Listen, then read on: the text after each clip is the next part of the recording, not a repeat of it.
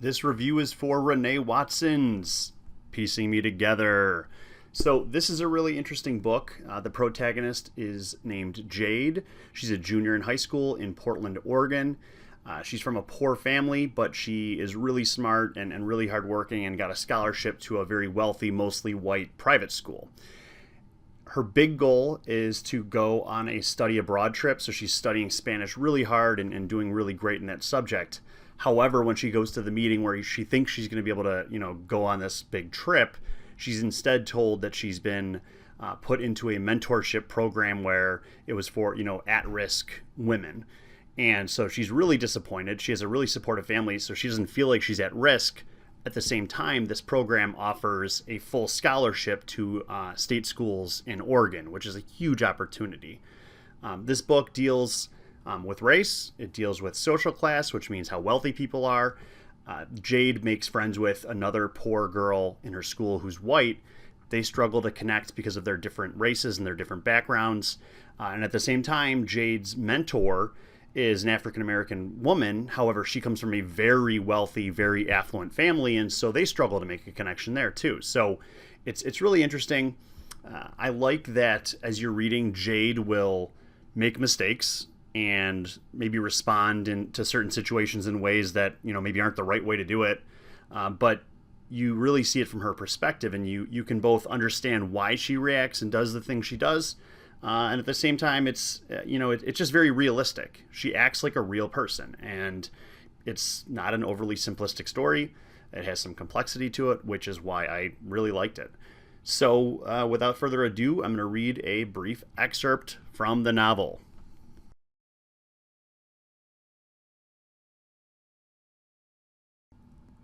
Chapter 1. Espanol, Spanish language. I am learning to speak, to give myself a way out, a way in. Chapter 2. Tener éxito, to succeed. And I didn't take Spanish, I took French, so sorry about the pronunciation. When I learned the Spanish word for succeed, I thought it was kind of ironic that the word exit is embedded in it. Like the universe was telling me that in order for me to make something of this life, I'd have to leave home, my neighborhood, my friends. And maybe I've already started. For the past 2 years, I've attended St. Francis High School on the other side of town, away from everything and everyone I love. Tomorrow's the first day of junior year, and you'd think it was my first day as a freshman, the way my stomach is turning.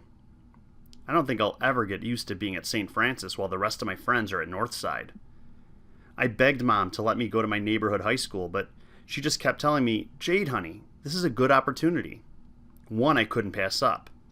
It's the best private school in Portland, which means it's mostly white, which means it's expensive." I didn't want to get my hopes up. What was the point of applying if, once I got accepted, Mom wouldn't be able to afford for me to go? But Mom had done her research. She knew St. Francis offered financial aid, so I applied, and once I got accepted, I received a full scholarship, so I kind of had to go. So here I am, trying to pick out something to wear that doesn't look like I'm trying too hard to impress, or that I don't care about how I look. St. Francis doesn't have uniforms, even though everyone says it doesn't matter how you look on the outside. It does, especially at St. Francis. I bought clothes with the money I made from working as a tutor at the rec center over the summer. I offered Mom some of the money I earned to help with the bills or at least the groceries, but she wasn't having any of that. She told me to spend it on my school clothes and supplies. I saved some of it, though, just in case. Mom comes into my room without knocking, like always. "I won't be here tomorrow morning when you leave for school," she says. She seems sad about this, but I don't think it's a big deal. "You won't see much of me this week. I'm working extra hours." Mom used to work as a housekeeper at Emmanuel Hospital, but she got fired because she was caught stealing supplies. She sometimes brought home blankets and the small lotions that are given to patients. Snacks too, like saltine crackers, juice boxes. Then one of her coworkers reported her. Now Mom works for her friend's mother, Ms. Louise, a rich old lady who can't do much for herself. Mom makes Ms. Louise breakfast, lunch, and dinner, gives her baths, and takes her to the doctor's appointments. She cleans up the accidents Ms. Louise sometimes has when she can't make it to the bathroom. Ms. Louise's daughter comes at night, but sometimes she has a business trip to go on, so Mom stays. I know Mom isn't here to tell me her schedule for the week because it's posted on the fridge. That's how we communicate. We write our schedules on the dry erase board and use it to let each other know what we're up to. I close my closet, turn around, look at her, and wait. I know what's coming. Every year since I started at St. Francis, Mom comes to my room the night before school and starts to give me the talk. Tonight, she's taken a while to get to it, but I know it's coming. She asks questions she already knows the answers to. Have I registered to take the SATs yet? And am I going to tutor at the rec now that school has started? And then she says, Jade, are you going to make some friends this year? Here it is. The talk. Really, Mom? Yes, really. You need some friends. I have Lily. You need friends who go to St. Francis. You've been there for 2 years. How is it that you haven't made any new friends? Well, at least I haven't made enemies, I say. Mom sighs. I have friends there, Mom. They're just not my best friends. It's not like I go to school and sit all by myself in the cafeteria. I'm fine, I tell her. Are you sure? Mom asks. Because I swear, it's like if you and Lily aren't joined at the hip, you act like you can't survive. Mom doesn't understand that I want to have Lily to look at when something funny happens. Something that's only funny to us. Her eyes have a way of finding each other no matter where we are in the room, so we can give each other a look. A look that says, did you see that? But at St. Francis, I don't have anyone to share that look with.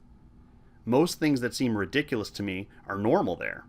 Like when my humanities teacher asked, who are the invisible people in our community? Who are the people we as a society take for granted? Some girl in my class said her housekeeper. It wasn't that I didn't think she took her housekeeper for granted. It was that I couldn't believe she had one. And then so many of my classmates nodded, like they could all relate. I actually looked across the room at the only other black girl in the class, and she was raising her hand saying, she took my answer. And so I knew we'd probably never make eye contact about anything. And I realized how different I am from everybody else at St. Francis. Not only because I'm black and almost everyone else is white, but because their mothers are the kind of people who hire housekeepers. And my mother is the kind of person who works as one. Lily would get that. She'd look at me, and we'd have a whole conversation with only our eyes. But now I have to wait till I get home from school to fill her in on the crazy things these rich people say and do. Mom keeps on with her talk. I really wish you'd make at least one friend, a close friend, this year at school, she says. Then she says goodnight to me and walks into the hallway where she turns and says, almost forgot to remind you, did you see my note on the fridge? You have a meeting with Mrs. Parker during lunch tomorrow. On the first day of school? About what? Mom shrugs. She didn't give me details. Must be about the study abroad program, she says with a smile. You think so? For the first time ever, I'm excited to talk to Mrs. Parker. This is the year that teachers select students to volunteer in a foreign country and do service learning projects. That was the thing that made me want to attend St. Francis. Well, that and the scholarship. When we met with Mrs. Parker, my guidance counselor, I think she could tell I was not feeling going to school away from my friends. But she knew from my application essay that I wanted to take Spanish and that I wanted to travel. So she said, Jade, St. Francis provides opportunities for our students to travel the world. She had me at that. Of course, she didn't tell me that I'd have to wait until I was a junior. Mrs. Parker always has some kind of opportunity to tell me about. Freshman year was an essay writing class that happened after school. Sophomore year, it was free SAT prep class that met on Saturday mornings. Saturday mornings! She likes to take me downtown to the Arlene Schnitzer Hall whenever there's a speaker or poet in town, telling me I should hear so-and-so because kids in other cities in Oregon don't get these kinds of opportunities. I know Mrs. Parker's looking out for me, that she promised Mom she'd make sure I'd have a successful 4 years at St. Francis. But sometimes I wish I could say, oh no, thank you, Mrs. Parker. I have enough opportunities. My life is full of opportunities. Give an opportunity to someone else. But girls like me, with coal skin and hula hoop hips, whose mamas barely make enough money to keep food in the house, have to take opportunities every chance we get. Before Mom walks away, she says, I'm going to pick up some groceries after I get off work tomorrow. Anything you need me to get? Did you see what I added to the list on the fridge? I ask, smiling. Mom laughs. That was you? I thought maybe it was EJ who wrote that. EJ is my mom's brother, but I've never called him Uncle EJ. He is 20, so we're more like siblings. He started staying with us when he dropped out of college. Well, let him tell it, he took a leave of absence, But it's been a year and I haven't heard anything about his trying to go back. Instead, he's busy making a name for himself as a local DJ. Mom walks to her bedroom. Mint chocolate chip ice cream.